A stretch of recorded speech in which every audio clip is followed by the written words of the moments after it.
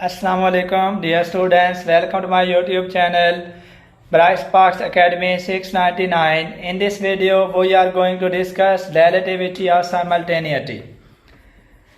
Events that are measured to be simultaneous for one observer are not necessarily measured to be simultaneous for another observer who is in motion relative to the first. ऐसे events जो कि simultaneous होते हैं एक observer के लिए, वो लाजमी नहीं है कि वो साइमल्टेनियस हो दूसरे ऑब्जर्वर के लिए जो कि पहले ऑब्जर्वर के लिहाज से रिलेटिव मोशन में हो। यानी अगर एक ऑब्जर्वर है जो कि इवेंट्स को मेजर करता है और वो उसके लिए साइमल्टेनियस होते हैं, साइमल्टेनियस यानी वो दो इवेंट्स को मेजर करता है और दोनों इवेंट्स उसके लिए एक ही टाइम में हो रहे हैं, साइमल्टेनियस हो रहे हैं, बैक वक्त हो रहे हैं, तो वो लाजमी नहीं है कि किसी और ऑब्जर्वर के लिए जो कि पहले ऑब्जर्वर के लिहाज से मोशन में हो, उस ऑब्जर्वर के लिए भी ये इवेंट साइमल्टेनियस हो। इस इफेक्ट को रिलेटिविटी ऑफ साइमल्टेनिटी बोलते हैं। तो साइमल्टेनिटी एब्सोल्यूट कंसेप्ट नहीं है, बल्कि ये रिलेटिव कंसेप्ट है जो कि ऑब्जर्वर की मोशन पे डिपेंड करता है।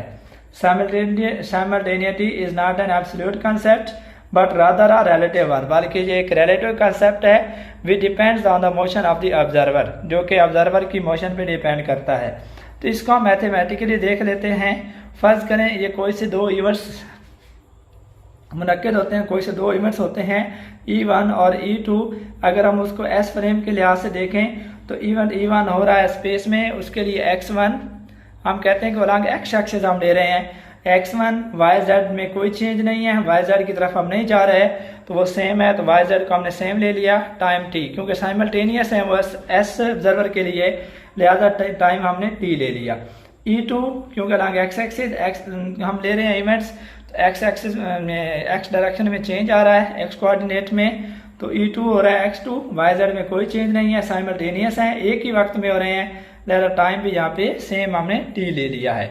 अब हम एक और ऑब्जर्वर ले लेते हैं, एक और फ्रेम ऑफ रेफरेंस ले लेते हैं s डैश, जो कि s के लिहाज से v वेलोसिटी के साथ मूव कर रहा है। अगर हम इन दोनों इवेंट्स को s डैश के लिहाज से देखें तो ये हम लॉरेंट ट्रांसफॉर्मेशन इक्वेशन यूज कर सकते हैं।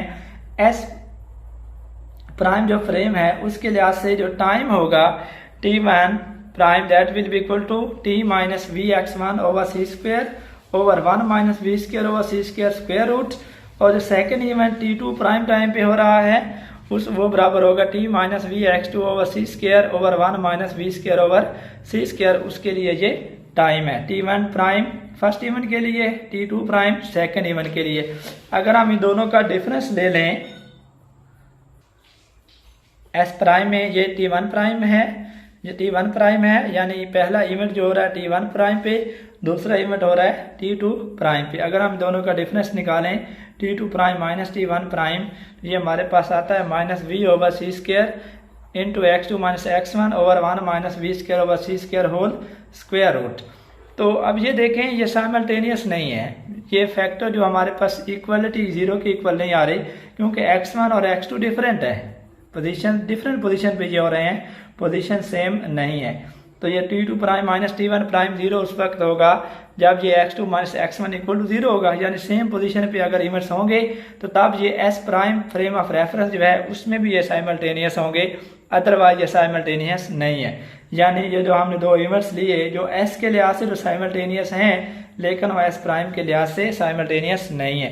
तो ये लॉरेंस इक्वेशन को इस्तेमाल करते हुए हमने देख लिया कि कोई से दो इवेंट्स जो एक फ्रेम ऑफ रेफरेंस में साइमल्टेनियस हैं, तो वो दूसरे फ्रेम ऑफ रेफरेंस जो कि पहले वाले फ्रेम ऑफ रेफरेंस के लिहाज से v वेलोसिटी के साथ मूव कर रहा है, उसके लिहाज से ये साइमल्टेनियस नहीं है। इसको कंसीडर करने के लिए हम एक थॉट एक्सपेरिमेंट ले लेते हैं। हमारे पास ये एक पाइप है, इसको हम पहले एस फ्रेम में देखते हैं। दरमियान में ये कोई सोर्स ऑफ लाइट है जो कि लाइट को एमिट करता है। यहाँ पर भी हमारे पास इस पाइप में यहाँ पर भी कोई डोर लगा हुआ है, इसको हम D1 कह देते हैं। एक डोर यहाँ पे है जिसको हम D2 कह देते हैं। तो ये सोर्स लाइट एमिट करता है, तो लाइट आपको पता है सेम स्पीड होती है, स्पीड ऑफ लाइट से ट्रेवल करती है, तो वो D1 की तरफ भी ट्रेवल करती है, D2 की तरफ भी ट्रेवल करती है। तो S के लिए ये दो इवेंट्स हो रहे हैं कि जब लाइट D1 की तरफ पहुंचेगी D1 तक तो ये ओपन हो जाता है, जो D2 है जहाँ तक लाइट पहुंचती है ये भी ओपन हो जाता है। सेम डिस्टेंस पर है क्योंकि हमने एक दरमियान में लिया हुआ है, सोर्स इक्वल डिस्टेंस है इसका D1 से भी D2 से भी, और लाइट की स्पीड यकसा होती है। यानी एस फ्रेम के लिए दोनों जो दरवाजे हैं वो एक साथ खुलते हैं, साइमल्टेनियस हैं, यानी दोनों इवेंट्स हैं। इवेंट 1 है कि D1 डोर ओपन होता है, इवेंट 2 है इवेंट 2 D2 डोर ओपन होता है, और ये दोनों दरवाजे एक साथ खुलते हैं। लिहाजा एस ऑब्जर्वर के लिए ये दोनों इवेंट्स साइमल्टेनियस हैं।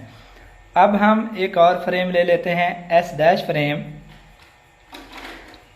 और एस डैश फ्रेम के लिहाज से हम ये देखते हैं कि ये जो पाइप है ये v वेलोसिटी के साथ लेफ़्ट साइड पे मूव कर रहा है, टुवर्ड लेफ़्ट ये ना वो मूव कर रहा है।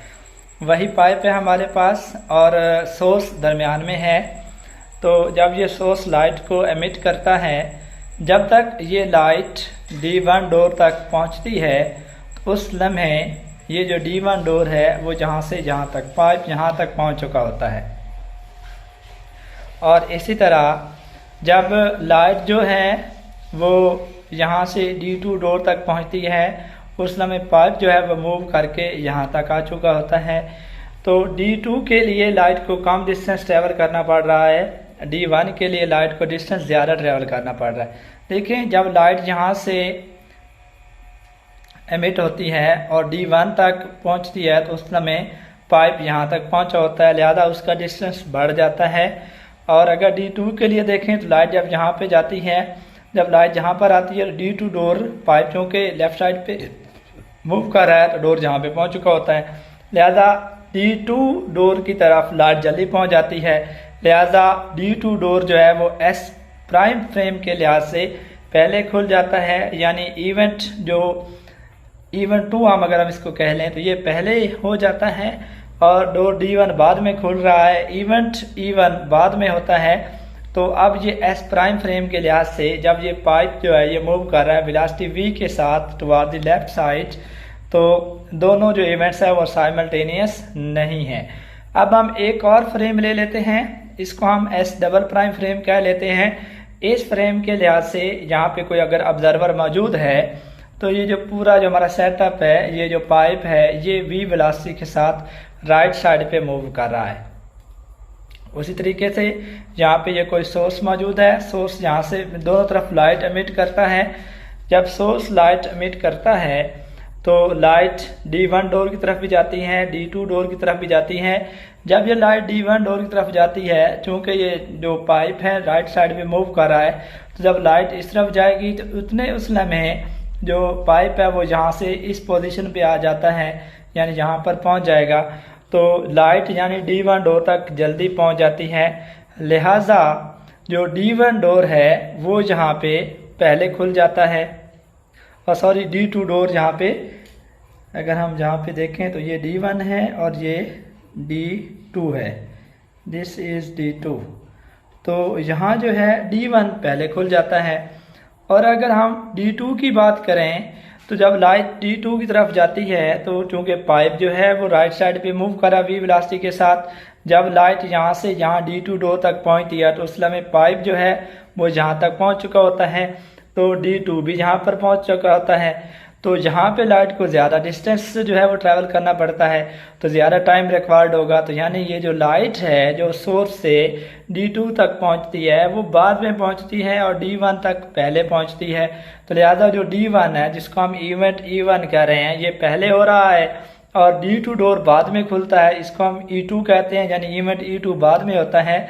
यानी दोनों एक ही टाइम पे नहीं हो रहे, नॉट साइमल्टेनियस नहीं है दोनों events S double prime frame में। तो लिहाजा हम ये कह सकते हैं कि कोई से दो इवेंट्स अगर वो किसी एक फ्रेम ऑफ रेफरेंस में या किसी एक ऑब्जर्वर के लिहाज से साइमल्टेनियस हैं तो लाजमी नहीं है कि वो किसी दूसरे ऑब्जर्वर के लिहाज से जो कि रिलेटिव मोशन है उस फ्रेम के लिहाज से या उस ऑब्जर्वर के लिहाज से उस ऑब्जर्वर के लिए भी साइमल्टेनियस हों। इस इफेक्ट को रिलेटिविटी ऑफ साइमल्टेनिटी बोलते हैं।